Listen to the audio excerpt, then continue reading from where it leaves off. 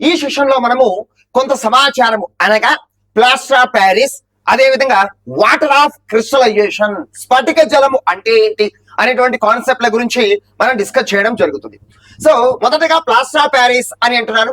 ఈ plaster of Paris కు సంబంధించి అనగా ప్లాస్టర్ ఆఫ్ ప్యారిస్ అనే దాని గురించి డిస్కస్ చేయే ముందుగా జిప్సమ్ అని అంటున్నాం. ఈ జిప్సమ్ యొక్క రసాయనిక నామము, జిప్సమ్ యొక్క రసాయన నామం, the chemical name of gypsum is as. So gypsum యొక్క రసాయన నామం ఏమిటంటే as calcium sulphate. So calcium sulphate అని అంటున్నాం.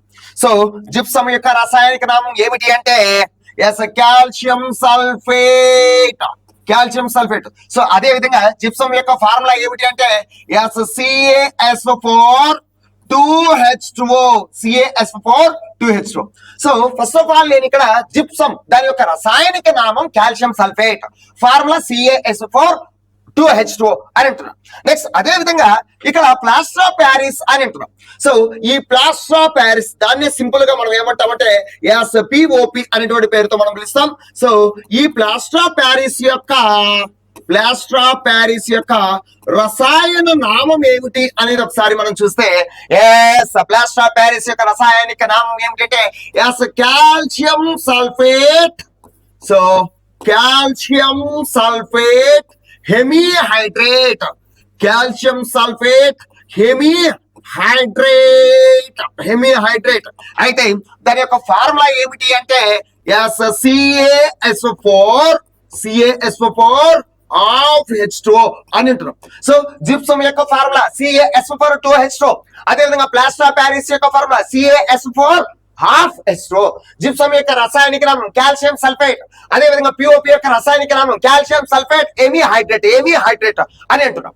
అయితే ఇప్పుడు ఈ ప్లాస్టర్ ఆఫ్ ప్యారిస్ యొక్క తయారీ ఏ విధంగా ఉంటుంది అనేటువంటి ఒక అంశాన్ని మనం అబ్జర్వ్ చేస్తే నేనేమంటున్నానంటే చాలా జాగ్రత్తగా గమనించాల్సినటువంటి అవసరం ఉన్నది.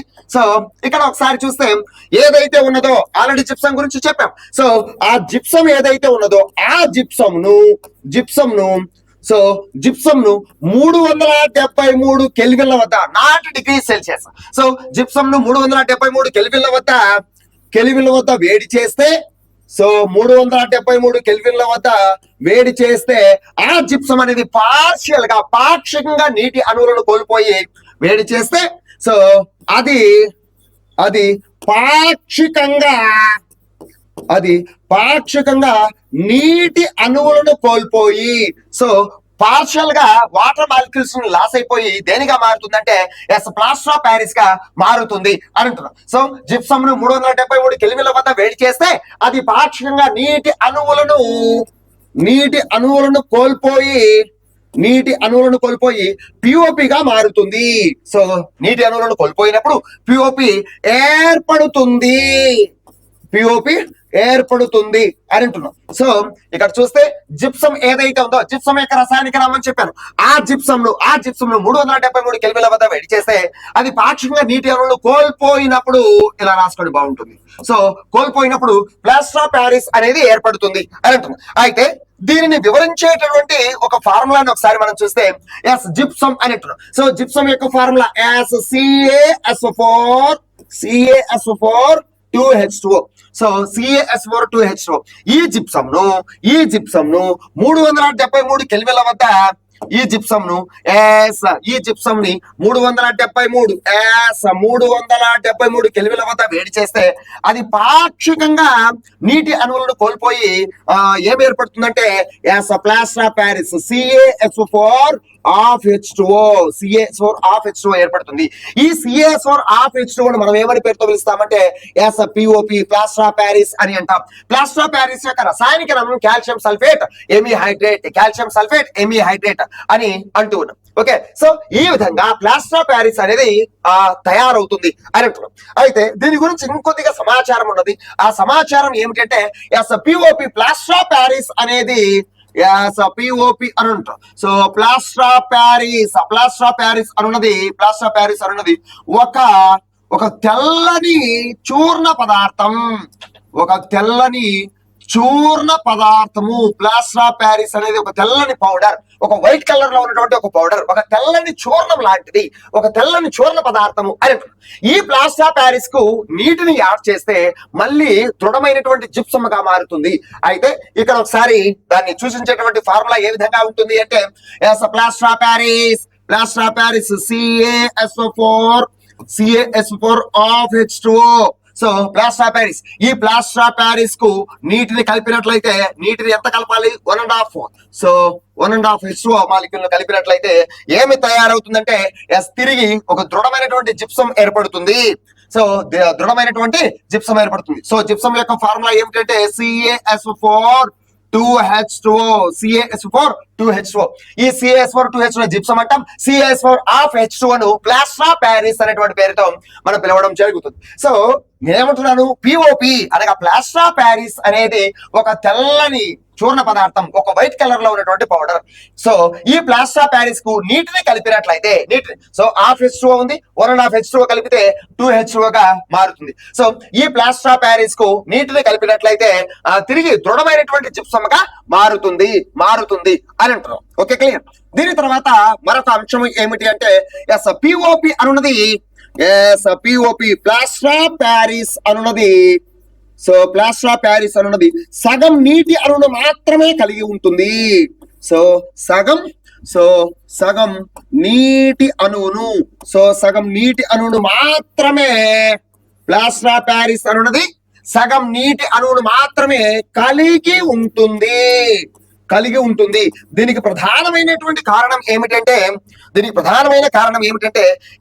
ఒక నీటి అణువును, దీనికి కారణం ఏమిటంటే ఒక నీటి అణువును, ఇది H2O, ఒక నీటి అణువును 2 CaSO4, ఒక నీటి అణువును 2 CaSO4 అణువులు పంచుకోవడం వలన, సో ఒక నీటి అణువును 2 CaSO4 కాల్షియం సల్ఫేట్ అణువులు పంచుకోవడం వలన ప్లాస్టర్ ఆఫ్ ప్యారిస్ అనున్నది కేవలం సగం నీటి అణువును మాత్రమే కలిగి ఉంటుంది.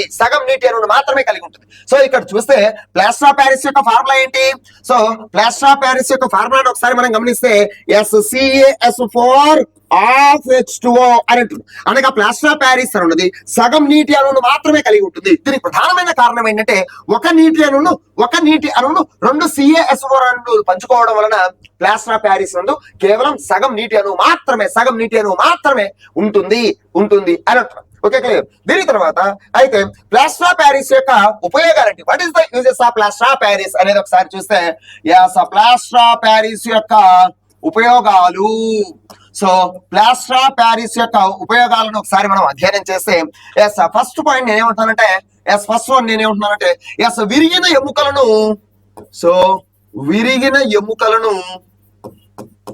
విరిగిన ఎముకలను సరైన స్థానంలో ఉంచడానికి,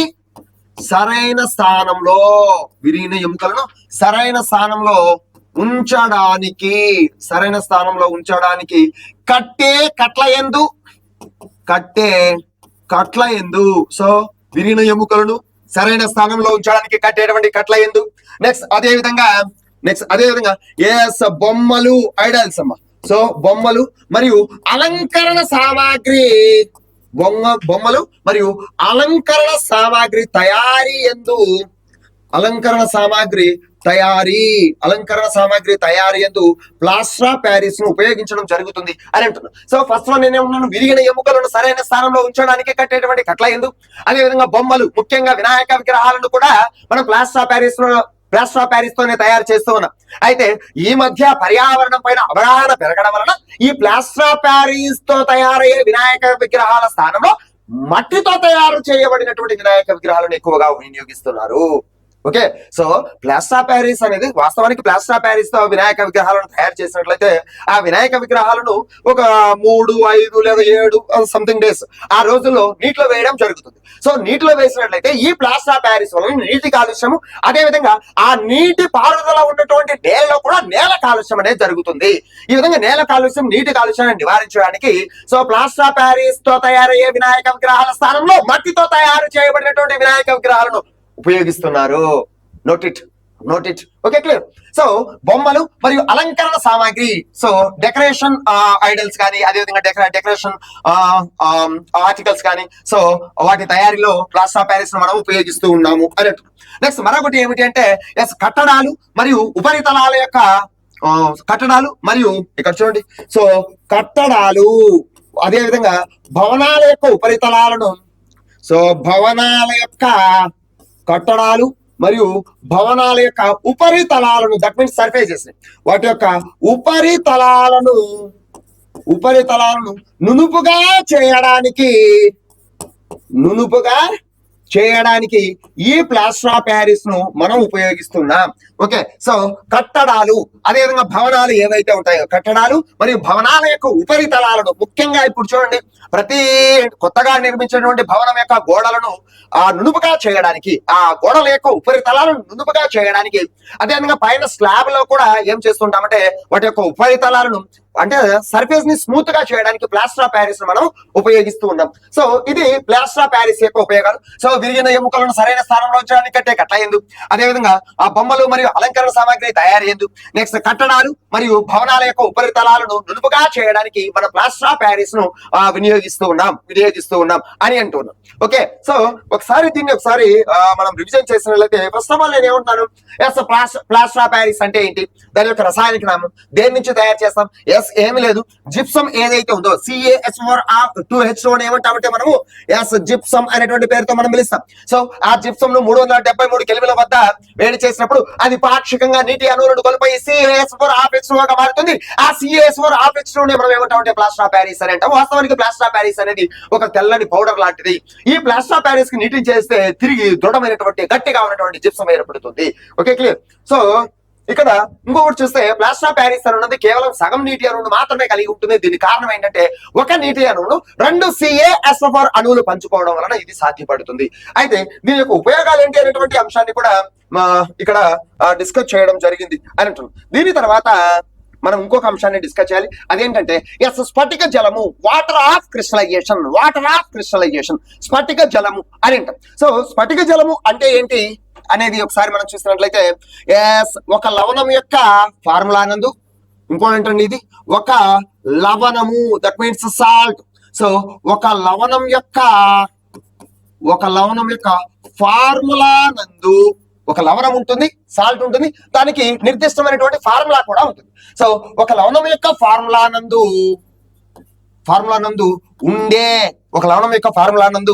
నిర్దిష్ట సంఖ్యలో ఉండే నీటి అణువులను నిర్దిష్ట సంఖ్యలో ఉండే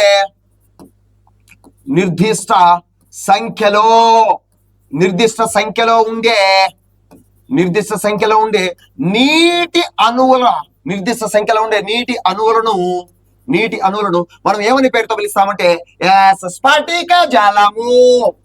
సో స్ఫటిక జలము అనేటువంటి పేరుతో మనం ఇక్కడ పిలవడం జరుగుతుంది. సో ఒక లవణం యొక్క ఫార్ములా నందు నిర్దిష్ట సంఖ్యలో ఉండే నీటి అణువులను స్ఫటిక జలము అనేటువంటి పేరుతో మనం పిలుస్తాం. సో దీన్ని ఇంకొక రకంగా చెప్పుకోవచ్చు, అదేంటంటే the fixed number of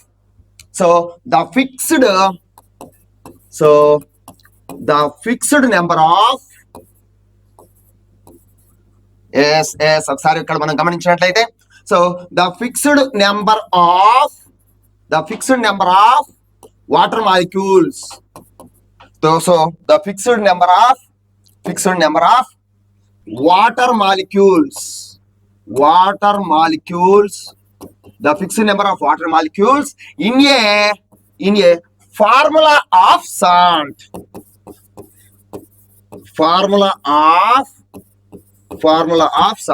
So స్ఫటిక జలము అంటే the fixed number of water molecules in a formula of salt. So ఒక లవణం యొక్క ఫార్ములా నందు నిర్దిష్ట సంఖ్యలో ఉండే నీటి అణువులను మనం ఏమని పేరుతో పిలుస్తామంటే స్ఫటిక జలము అనేటువంటి పేరుతో మనం పిలుస్తాం. అయితే ఈ స్ఫటిక జలానికి సంబంధించి ఉన్నటువంటి ఎగ్జాంపుల్స్ ఏంటి అనేది ఒకసారి మనం డిస్కస్ చేస్తే, ఫస్ట్ వన్ నేనేమంటున్నానంటే జిప్సం అని అంటున్నాను. అయితే ఆ జిప్సం అనేది ఒక లవణం. అయితే దాని యొక్క ఫార్ములా ఏ విధంగా ఉంటుంది, CaSO4 2H2O. CaSO4 అని అంటున్నాం. CaSO4 అని అంటున్నాం. అంటే జిప్సం అనున్నది దాని యొక్క ఫార్ములా. జిప్సం అనేది ఒక లవణము, ఒక సాల్ట్. దాని యొక్క ఫార్ములా ఏమిటి అంటే CaSO4 సో ఒక లవణం యొక్క ఫార్ములా నందు నిర్దిష్ట సంఖ్యలో ఉండే నీటి అణువులను స్ఫటిక జలము అనేటువంటి పేరుతో మనం ఇక్కడ పిలవడం జరుగుతుంది. సో ఈ జిప్సం నందు ఎలా అని చెప్పుకోవచ్చు. జిప్సం అనున్నది 2 నీటి అణువులను స్ఫటిక జలముగా కలిగి ఉంటుంది. సో జిప్సం అనున్నది 2 నీటి అణువులను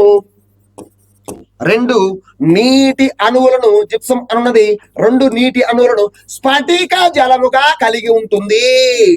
స్ఫటిక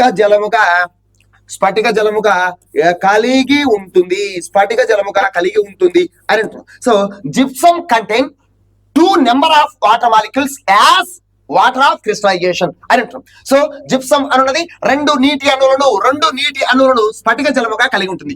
ఒక లవణం యొక్క ఫార్ములా నందు ఉండేటువంటి నీటి అణువుల సంఖ్యనే మనం ఏమంటామంటే స్ఫటిక జలము అని అంటాం. సో జిప్సం అనున్నది లేదా జిప్సంలో ఉండేటువంటి స్ఫటిక జలాల సంఖ్య 2. ఓకే, సో జిప్సం అనున్నది 2 నీటి అణువులను స్ఫటిక జలముగా కలిగి ఉంటుంది అని అంటాం. నెక్స్ట్ ఎగ్జాంపుల్ 2 అనేది ఒకసారి మనం చూసినట్లయితే ఆర్ద్ర కాపర్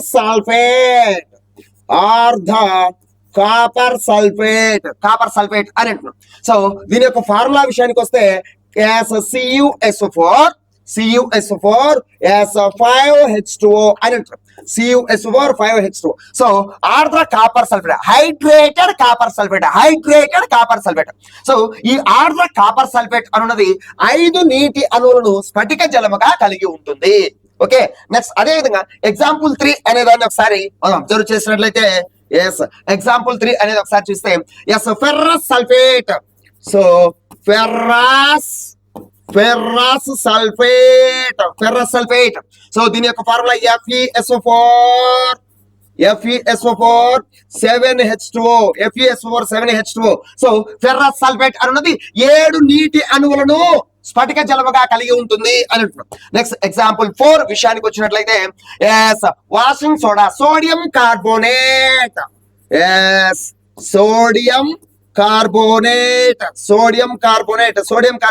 దాని యొక్క ఫార్ములా Na2CO3 10H2O. అనగా సోడియం కార్బోనేట్ అనున్నది 10 నీటి అణువులను స్ఫటిక జలముగా కలిగి ఉంటుంది అని అంటున్నాం. ఇది స్ఫటిక జలము అంటే. సో స్ఫటిక జలము అంటే ఏం లేదు, ఒక లవణం యొక్క ఫార్ములా. ఒక లవణం ఉంటుంది, దానికి ఫార్ములా ఉంటుంది. ఆ ఫార్ములాలో నిర్దిష్ట సంఖ్యలో ఉండే నీటి అణువుల సంఖ్యనే మనం ఏమంటామంటే స్ఫటిక జలము అని అంటాము. Okay, so the fixed number of water molecules in a formula of salt. దాన్ని మనం ఏమంటామంటే వాటర్ ఆఫ్ క్రిస్టలైజేషన్ అనేటువంటి పేరుతో పిలుస్తాం. ఫర్ ఎగ్జాంపుల్ జిప్సం అని అంటున్నాం. సో జిప్సం నందు 2 నీటి అణువులు స్ఫటిక జలముగా ఉండటం జరుగుతుంది. ఆర్ద్ర కాపర్ సల్ఫేట్ అనున్నది 5 నీటి అణువులను, ఫెర్రస్ సల్ఫేట్ అనేది 7 నీటి అణువులను, సోడియం కార్బోనేట్ అనున్నది 10 నీటి అణువులను స్ఫటిక జలముగా కలిగి ఉంటుంది. ఇది దీనికి సంబంధించి ఉన్నటువంటి సమాచారము. సో ఈ కాన్సెప్ట్ నుంచి సో జిప్సం కావచ్చు, హైడ్రేటెడ్ కాపర్ సల్ఫేట్ కావచ్చు, ఫెర్రస్ సల్ఫేట్ కావచ్చు, సోడియం కార్బోనేట్ కావచ్చు, ఇక్కడ జతపరచుము, అదేవిధంగా వాటి యొక్క ఫార్ములాలు. సో వాటి యొక్క రసాయనిక నామాలు ఇచ్చి ఫార్ములాలు పక్కనిచ్చి జతపరచము, మ్యాచ్ ద ఫాలోయింగ్ లేక క్వశ్చన్ అడగడానికి అవకాశం ఉంటుంది. ఓకే.